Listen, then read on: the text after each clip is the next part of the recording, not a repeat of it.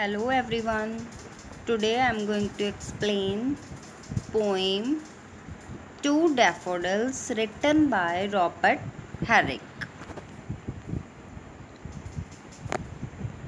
This is your fourth part from book Frames Two Daffodils. Now I am going to explain you poem Two Daffodils. Fair daffodils, we weep to see you haste away so soon.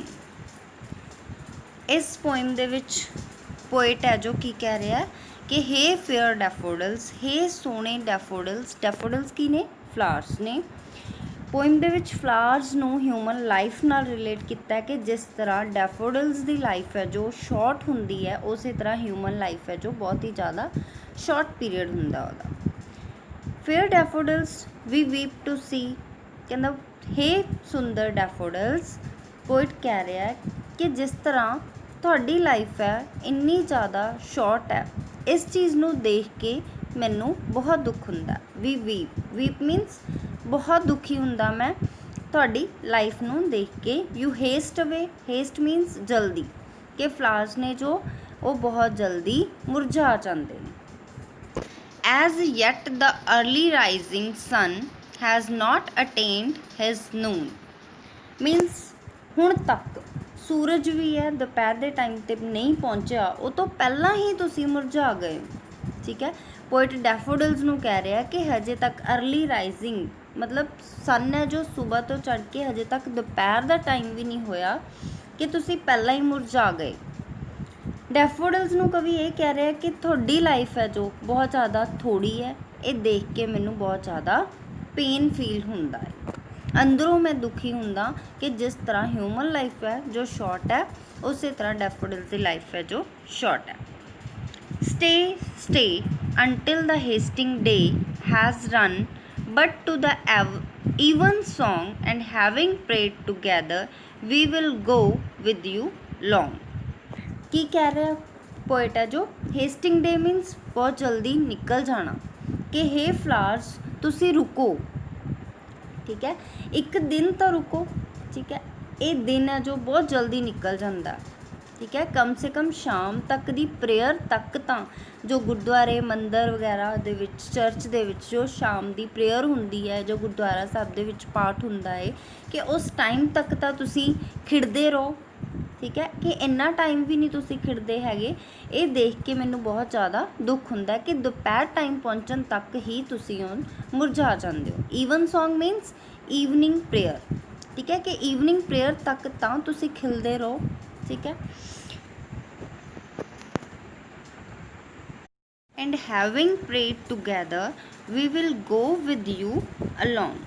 Poet ਕੀ ਕਹਿ ਰਿਹਾ ਕਿ ਹੇ ਡੈਫੋਡਲਸ ਤੁਸੀਂ ਸ਼ਾਮ ਤੱਕ ਤਾਂ ਰੁਕ ਜਾਓ, ਤਾਂ ਜੋ ਗੁਰਦੁਆਰਾ ਮੰਦਿਰ ਚਰਚ ਵਿੱਚ ਜੋ ਪ੍ਰੇਅਰ ਹੁੰਦੀ ਹੈ ਆਪਾਂ ਇਕੱਠੇ ਪ੍ਰੇਅਰ ਕਰ ਸਕੀਏ।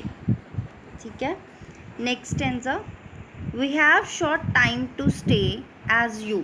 ਕਹਿੰਦਾ ਸਾਡਾ ਹਿਊਮਨ ਬੀਇੰਗ ਦਾ ਵੀ ਟਾਈਮ ਹੈ ਜੋ ਬਹੁਤ ਜ਼ਿਆਦਾ ਸ਼ਾਰਟ ਹੈ, ਜਿਸ ਤਰ੍ਹਾਂ ਕਿ ਤੁਹਾਡਾ ਹੈ ਡੈਫੋਡਲਸ ਦਾ ਹੈ। We have as short a spring, ਸਾਡਾ ਜੋ ਯੂਥ ਟਾਈਮ ਹੈ। ਠੀਕ ਹੈ, ਯੂਥ ਸਪਰਿੰਗ ਨੂੰ ਕਾਹਦੇ ਨਾਲ ਰਿਲੇਟ ਕੀਤਾ? ਯੂਥ ਨਾਲ ਰਿਲੇਟ ਕੀਤਾ ਹੈ ਕਿ ਯੂਥ ਪੀਰੀਅਡ ਹੈ ਜੋ ਹਿਊਮਨ ਬੀਇੰਗ ਦਾ ਉਹ ਬਹੁਤ ਜ਼ਿਆਦਾ ਸ਼ਾਰਟ ਹੈ। And as quick a growth to meet decay as you or anything we die as your hours do and dry away. ਠੀਕ ਹੈ, ਜਿਸ ਤਰ੍ਹਾਂ ਕਿ ਯੂਥ ਹੈ ਬਹੁਤ ਥੋੜ੍ਹੇ ਟਾਈਮ ਲਈ ਹੁੰਦਾ ਹੈ, ਉਸੇ ਤਰ੍ਹਾਂ ਤੁਹਾਡੀ ਲਾਈਫ ਹੈ ਬਹੁਤ ਥੋੜ੍ਹੇ ਟਾਈਮ ਲਈ ਹੁੰਦੀ ਹੈ। ਗਰੋਥ ਮੀਨਸ ਜੋ ਫਲਾਵਰਸ ਦੀ ਗਰੋਥ ਹੈ, ਟੂ ਮੀਟ ਡਿਕੇ ਬਹੁਤ ਜ਼ਿਆਦਾ ਬਹੁਤ ਜਲਦੀ ਹੀ ਹੈ ਜੋ ਖਤਮ ਹੋ ਜਾਂਦੀ ਹੈ। ਡਿਕੇ ਮੀਨਸ ਖਤਮ ਹੋ ਜਾਣਾ। ਨੈਕਸਟ ਹੈ ਐਜ਼ ਯੂ, ਜਿਸ ਤਰ੍ਹਾਂ ਤੁਸੀਂ ਹੋ, ਔਰ ਐਨੀਥਿੰਗ ਜਾਂ ਕੋਈ ਵੀ ਹੋਰ ਚੀਜ਼ ਹੈ। ਵੀ ਡਾਈ, ਉਸ ਅਸੀਂ ਵੀ ਉਸੇ ਤਰ੍ਹਾਂ ਉਸ ਚੀਜ਼ ਦੀ ਤਰ੍ਹਾਂ ਖਤਮ ਹੋ ਜਾਣਾ ਹੈ, ਜਿਸ ਤਰ੍ਹਾਂ ਤੁਸੀਂ ਕੁਝ ਆਵਰਸ ਦੇ ਲਈ ਰਹਿੰਦੇ ਹੋ, ਦੈਨ ਡਰਾਈ ਅਵੇ ਸੁੱਕ ਜਾਂਦੇ ਹੋ, ਖਤਮ ਹੋ ਜਾਂਦੇ ਹੋ। Like to the summer's rain, ਠੀਕ ਹੈ। ਜਿਸ ਤਰ੍ਹਾਂ ਗਰਮੀਆਂ ਦੇ ਮੌਸਮ ਦੇ ਵਿੱਚ ਜੋ ਵੀ ਰੇਨ ਹੁੰਦੀ ਹੈ ਉਹਦਾ ਟਾਈਮ ਬਹੁਤ ਘੱਟ ਹੁੰਦਾ ਹੈ, ਉਸੇ ਤਰ੍ਹਾਂ ਕਹਿੰਦਾ ਅਸੀਂ ਸਾਰੇ ਹਾਂ। ਸਮਰ ਰੇਨ ਹੈ ਬਹੁਤ ਥੋੜ੍ਹੇ ਟਾਈਮ ਦੇ ਲਈ ਆਉਂਦੀ ਹੈ। Or as the pearls of morning's dew means ਜੋ ਸਵੇਰੇ ਸਵੇਰੇ ਓਸ ਪਈ ਹੁੰਦੀ ਹੈ, ਠੀਕ ਹੈ। ਡਿਊ ਡ੍ਰੌਪਸ ਹੁੰਦੀਆਂ ਨੇ ਜੋ ਮੋਰਨਿੰਗ ਟਾਈਮ ਦੇ ਵਿੱਚ, ਜੋ ਪਰਲਸ ਦੀ ਤਰ੍ਹਾਂ, ਮੋਤੀਆਂ ਦੀ ਤਰ੍ਹਾਂ ਸਾਨੂੰ ਦਿਖਾਈ ਦਿੰਦੀਆਂ ਨੇ, ਉਹ ਵੀ ਕਹਿੰਦੇ ਬਹੁਤ ਸ਼ਾਰਟ ਟਾਈਮ ਦੇ ਲਈ ਹੁੰਦੀਆਂ ਨੇ। ਜਦੋਂ ਜਦੋਂ ਮੌਸਮ ਚੜ੍ਹਦਾ ਜਾਂਦਾ ਡੇ ਹੈ ਜੋ ਵੱਧਦਾ ਜਾਂਦਾ ਅੱਗੇ, ਦੁਪਹਿਰ ਹੁੰਦੀ ਹੈ, ਉਸੇ ਤਰ੍ਹਾਂ ਡਿਊ ਡ੍ਰੌਪਸ ਨੇ ਜਿਹੜੀਆਂ ਉਹ ਖ਼ਤਮ ਹੁੰਦੀਆਂ ਜਾਂਦੀਆਂ ਨੇ। Never to be found again, ਅਤੇ ਦੁਬਾਰਾ ਕਦੀ ਵੀ ਨਹੀਂ ਦਿਖਦੀਆਂ, ਠੀਕ ਹੈ ਜੀ। ਕੀ ਦੱਸਿਆ ਗਿਆ ਕਿ ਜਿਸ ਤਰ੍ਹਾਂ ਹਿਊਮਨ ਲਾਈਫ ਹੈ, ਜੋ ਯੂਥ ਟਾਈਮ ਹੈ ਉਹਦਾ ਬਹੁਤ ਸ਼ਾਰਟ ਟਾਈਮ ਦੇ ਲਈ ਹੁੰਦਾ, ਸਮਰ ਰੇਨ ਹੈ ਥੋੜ੍ਹੇ ਟਾਈਮ ਲਈ ਹੁੰਦੀ ਹੈ। ਕਹਿੰਦਾ ਹਿਊਮਨ ਲਾਈਫ ਹੈ ਜੋ ਉਸੇ ਤਰ੍ਹਾਂ ਇਹਨਾਂ ਸਭ ਚੀਜ਼ਾਂ ਦੀ ਤਰ੍ਹਾਂ ਹਿਊਮਨ ਲਾਈਫ ਹੈ ਜੋ ਉਹਦਾ ਵੀ ਟਾਈਮ ਪੀਰੀਅਡ ਹੈ ਜੋ ਬਹੁਤ ਘੱਟ ਹੁੰਦਾ, ਜਿਸ ਤਰ੍ਹਾਂ ਕਿ ਡੈਫੋਡਿਲਸ ਦਾ ਟਾਈਮ ਪੀਰੀਅਡ ਹੈ ਜੋ ਬਹੁਤ ਜ਼ਿਆਦਾ ਸ਼ਾਰਟ ਹੁੰਦਾ। ਥੋੜ੍ਹੇ ਟਾਈਮ ਲਈ ਖਿਲਦੇ ਨੇ ਫਲਾਵਰਸ, ਬਹੁਤ ਜ਼ਿਆਦਾ ਖੁਸ਼ੀ ਦਿੰਦੇ ਨੇ, ਬਹੁਤ ਅੱਛੇ ਲੱਗਦੇ ਨੇ, ਬਟ ਜਦੋਂ ਇਹ ਟਾਈਮ ਆਉਂਦਾ ਇਹਨਾਂ ਦਾ ਡੀਕੇ ਹੋਣ ਦਾ, ਡਰਾਈ ਹੋਣ ਦਾ, ਇਹ ਥੋੜ੍ਹੇ ਟਾਈਮ ਦੇ ਦਿਨ ਦੇ 2 ਜਾਂ 3 ਘੰਟੇ ਹਾਲੀਏ ਖਿਲਣ ਤੋਂ ਬਾਅਦ ਹੀ ਇਹ ਮੁਰਝਾ ਜਾਂਦੇ ਨੇ ਫਲਾਵਰਸ। ਉਸੇ ਤਰ੍ਹਾਂ ਹਿਊਮਨ ਲਾਈਫ ਹੈ, ਜਿਸ ਤਰ੍ਹਾਂ ਡੈਫੋਡਿਲਸ ਦਾ ਸ਼ਾਰਟ ਟਾਈਮ ਹੈ, ਉਸੇ ਤਰ੍ਹਾਂ ਹਿਊਮਨ ਲਾਈਫ ਹੈ ਜੋ ਬਹੁਤ ਜ਼ਿਆਦਾ ਸ਼ਾਰਟ ਪੀਰੀਅਡ ਹੈ ਉਸਦਾ। Thanks and have a great day.